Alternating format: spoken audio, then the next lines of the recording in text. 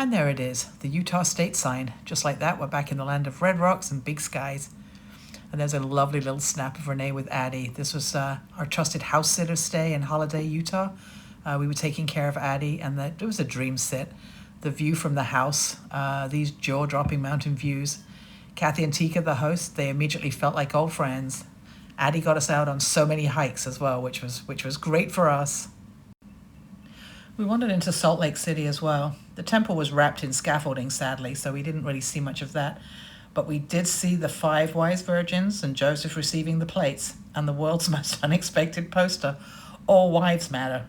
Utah humor has its own category. We said goodbye to Addie, Kathy, and Tika. We were very sad to say goodbye to them, and we hit the road. Here's a pro tip. The annual pass is $80. If you were to pay individually, the Arches is $30 entrance fee, Zion National Park is $35, and then Bryce is also $35. So it's well worth getting this. Then came Arches. We hit all the classics. Park Avenue, Balanced Rock, which really does look like it's about to fall off. Turret Arch was one of my favorites. Just catch it at the right time and it's just beautiful. You can see so many things from that point as well. It's one of the younger ones in the park by a few million years, but who's counting? These things constantly are changing, building up and falling down. Delicate Arch is obviously one of the more better known ones, and it really is everything that you imagine it's going to be. It's stunning. Partition Arch was also a favorite. We hiked around there and somebody was spoiling that one. There was somebody there with a drone, and don't do that, folks. It's not allowed. It's frowned upon, and it spoils other people's fun. We are out hiking in Arches National Park, and it's, what do you say, Renee? It's incredible, isn't it? Oh my gosh. I have to be honest, I've actually shed a couple tears. Yeah. It's so overwhelmingly gorgeous. Yeah, it really is. You're just kind of insignificant. Makes you really feel, that really, don't worry, everything's gonna be okay, right? And there we go. Inappropriate footwear carrying water. The amount of young people were running around there with flip-flops and no water. Kids, I tell ya. From the window's viewpoint, the north and south windows stand there and they're like 2 huge eyes just keeping watch over the desert. It's really quite amazing. As we kept driving, the formations got even wilder. We pulled off to a viewpoint, and first up is the 3 gossips. They're tall spires that are huddled together as though they're whispering secrets of the desert. Then Sheep Rock, which honestly does look like a giant stone sheep just hanging out in the heat. Courthouse Towers rises next, these massive walls that really make you feel tiny. The Tower of Babel is named so because this massive sandstone wall rises so high it reminded early explorers of the biblical tower reaching for the heavens. Hello, welcome back to Two Broads Abroad. Renee, Sandra. Yes, it's been a day. We left our wonderful dog sit in Holiday, Utah to travel to the Arches. And because we, as you know, we've been kind of seat of our pants for figuring this out, we don't recommend it. It's a little stressful. Yeah, planning is good. Yes, I found on Groupon a action tour guide of Arches, so we downloaded it, and let me just tell you, we love them. Yeah, if we kind of feel like at the point that we get this video out, we're going to be able to say we're going to put a link below, because we would totally recommend them. We played through the radio, it knew where we were. Like Renee said, you have to download it though, don't rely on... Definitely download it before you get there. We enjoyed it so much, we actually downloaded all of the Utah parks. Because we're going to hit a few more before we leave. Right, and we'll tell you about those. But for Arches, it takes you past all of the big things. You can drive and do that. We hit Park Avenue, 3 penguins, 3 gossips, Oregon, Tower of Babel. Straight to heaven. Sheep Rock, Windows, which was amazing. Windows? Yes. Yeah. That was incredible. Yeah. Then we hit double arch and Cove of Caves, and the delicate arch, which we didn't know, but thanks to Action Tour Guide. Yeah, we learned a little. The Olympics, the Winter Olympics were there in 2002, and the tradition to bring the torch, from starting in Greece to the place that the Olympics are going to be. They said, as they were being held in Utah, they had to go through, the Arches National Park. And so I'm actually reading some notes here just because the torchbearer, right? And there was an Ute elder named Frank Arochis. He blessed the torch with the sunrise ceremony as the sun first crested the La Salle Mountains, which you can see when you're doing this tour. And then his granddaughter then took the torch and began the torch run on a bicycle through the rest of the park, and ultimately to where it was lit. Salt Lake City. And yeah, we kind of got a little emotional. Yeah. Especially the recognition of the elder, and knowing that none of this land is ours. Right. And just the whole of Arches, for us Flatlanders, it is mind-blowing. Yeah, completely. You can't conceive of it.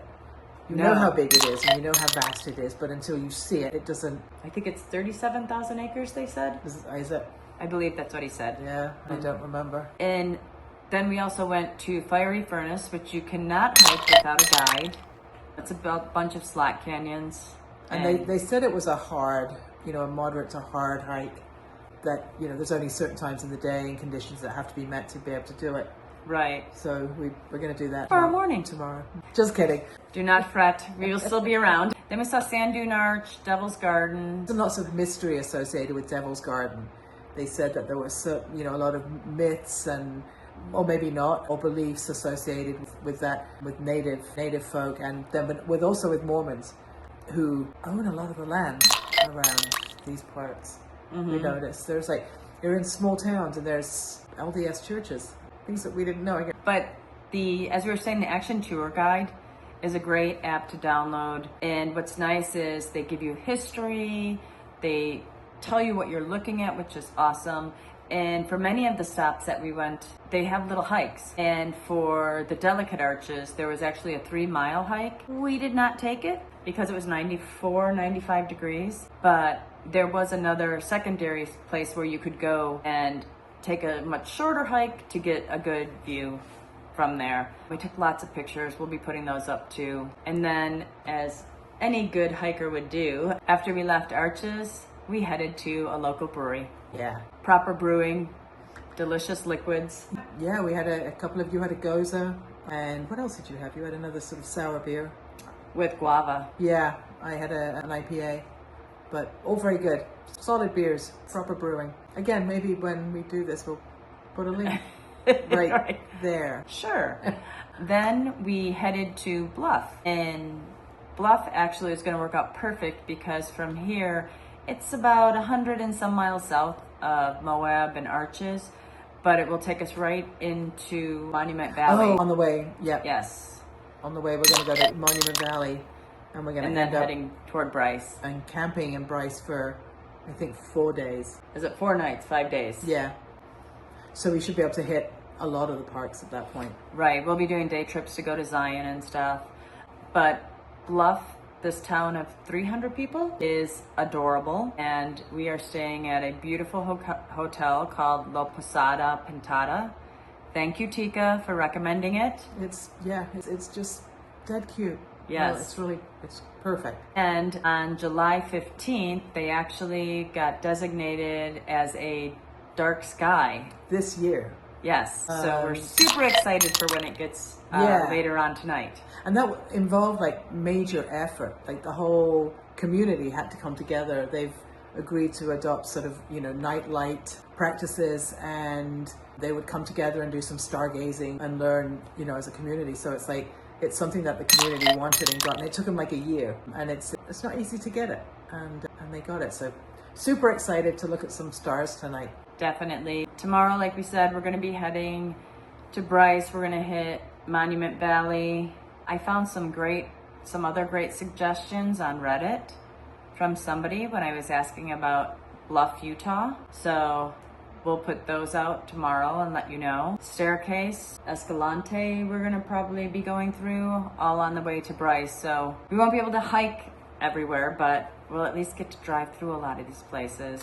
Apparently the breakfast at this hotel is yeah, supposed to be like, you know, spot on. So we've seen pictures of the people that we just came from an amazing dog sit, recommended this hotel and showed us pictures of the breakfast and talked about it quite a bit. So very excited for that tomorrow as well. It will be another early day. I think we were on the road at 6 a.m. Yeah, today.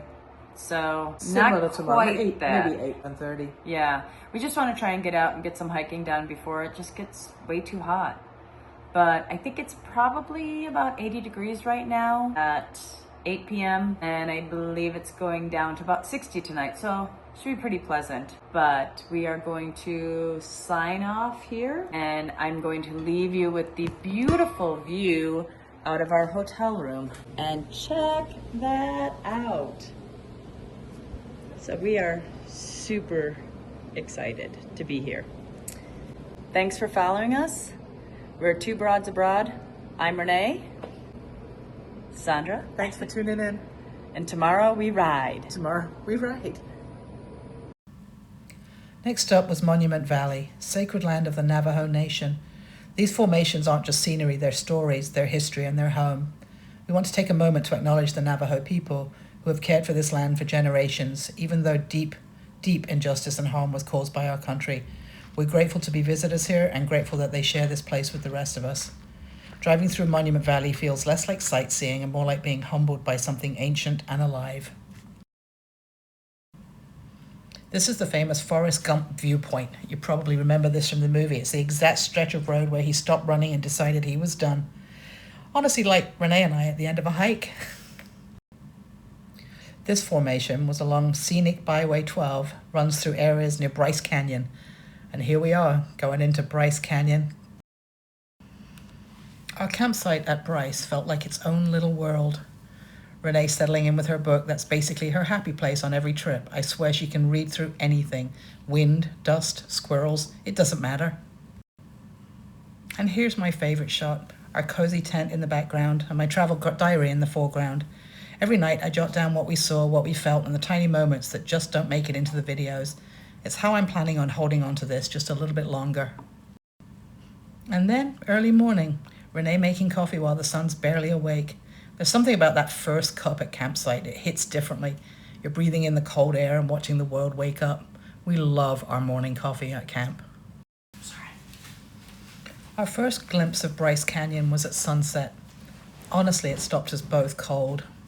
Those hoodoos glowing in layers of pink. There was gold, fire, orange. It was unreal, and it really did reduce both of us to tears. It felt like we were standing inside of a painting that just kept changing every few seconds as the light shifted. A few more steps and the colors just got even deeper. Hoodoos stacked like ancient sculptures, shadows stretching long and thin. Bryce really knows how to put on a show. Once again, we used Action Tour Guide, which took us all over Bryce Canyon. Pulled off here at Pariah View to take a photograph. It was so still, beautiful, quiet. Everything seems quiet when you're high up there. You just hear the wind blowing and the colors you're looking out at, the colors. It really is just like you're in a painting, like I said earlier. And then there's this nondescript little bush. It's the bristlecone pine. These trees can live thousands of years, clinging to the edge of cliffs, surviving storms, droughts, and whatever else nature throws at them. There's one in California in a secret location that's supposed to be 5,000 years old. Could you imagine that? Parts of it die, but it keeps on living. Just amazing. Finally, we hiked the Queen Victoria Garden Trail, weaving down into the canyon, walking amongst the hoodoos. And instead of looking down at them, we were looking up at them. Up close, they feel like characters in some ancient story. They really do resemble people. They're tall, weathered, a little quirky, and each one is shaped by time and wind. This is the Queen Victoria hoodoo, which, at one time or another, supposedly resembled Queen Victoria sitting on her throne. But over time, they do get weathered, they change, they don't look the same anymore. The Paiute people have a beautiful legend about the hoodoos in Bryce Canyon. They say these rock spires weren't always rocks. They were once people, mischievous people, troublemakers who lived badly, treated others poorly, took more than they needed. The coyote god named Sinawava finally had enough of their nonsense, so he turned them all into stone as a lesson, freezing them right where they stood, and that's why the hoodoos look like rows of people, some tall, some hunched, some grouped together like they're still whispering. The Paiute call them Anko Kowa, the red-painted people. Walking through them with that story in your head, yeah, it gives the whole place a different kind of magic. When you go to a campsite that doesn't have any electricity, it presents some problems. So the laundry room became the place where we charged our battery for our cooler, our phones, our chargers, our watches, absolutely everything. Presents a challenge, but I kind of like the campsites that don't have electricity. Next up was Zion. I do recommend that you check the timing when you go there. You would like to be able to go when you can drive around. If you go in the season when it's really busy, you get on a bus. Do your research so you know when you want to get off the bus to do your hikes and where you want to get back on the bus. Do a little research first. We didn't do that much research and wish that we had. The bus was very crowded. The drivers don't give you any tips as to where you are, so we feel like we missed out on the best of Zion, so it's on our list of places that we need to go back to. And now we ride. Grand Canyon or bust. Thank you, Bryce. You were amazing. Oh, Bryce was wonderful. We loved you. Yeah, I mean, if ever you're thinking of heading out this way, it's so far my favorite campsite. And the hikes are beautiful, and the hoodoos are amazing. Who do you love?